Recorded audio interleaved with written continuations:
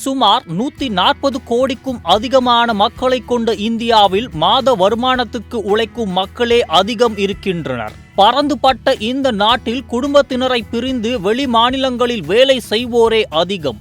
சொந்த ஊரில் போதிய வாய்ப்புகள் இல்லாதது, அதிக வருமானம் போன்ற காரணங்களால் இளைஞர்கள், இளம் பெண்கள் என இரு பாலரும் பல்வேறு மாநிலங்களில் தங்கி வேலை செய்கின்றனர். இந்த நிலையில் இந்தியாவில் தனிநபருக்கு அதிக வருமானம் அளிக்கும் டாப் 10 மாநிலங்கள் குறித்த தகவல்கள் வெளியாகி இருக்கின்றன. அது குறித்து இங்கே பார்க்கலாம். இந்த லிஸ்டில் உத்தரப்பிரதேசம் முதலிடத்தில் உள்ளது. இங்கு ஒருவரின் சராசரி மாத சம்பளம் 20,730 ரூபாயாகும். இதுதான் இந்தியாவிலேயே அதிகபட்ச சராசரி மாத சம்பளம் வழங்கும் மாநிலம். இரண்டாவது இடத்தில் மேற்கு வங்காளம் இருக்கிறது. இங்கு ஒருவரின் சராசரி மாத சம்பளம் 20,210 ரூபாயாகும். மகாராஷ்டிரா மாநிலம் மூன்றாவது இடத்தை பிடித்துள்ளது. இந்த மாநிலத்தில் சராசரி மாத வருமானம் 20,011 ரூபாயாகும். பீகார் மாநிலம் நான்காவது இடத்தில் உள்ளது.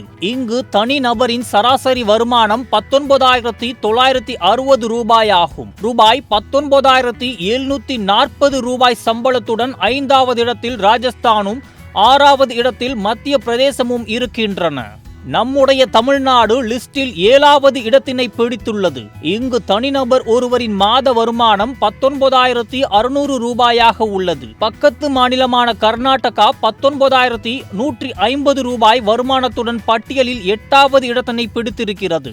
18,880 ரூபாயுடன் குஜராத் இந்த லிஸ்டில் 9வது இடமும், 18,790 ரூபாய் சம்பளத்துடன் ஒடிசா இதில் கடைசி இடத்தையும் பிடித்துள்ளன. மிகவும் எதிர்பார்க்கப்பட்ட கேரளா, டெல்லி மாநிலங்கள் இந்த டாப் 10 லிஸ்டில் இடம் பிடிக்கவில்லை என்பது குறிப்பிடத்தக்கது.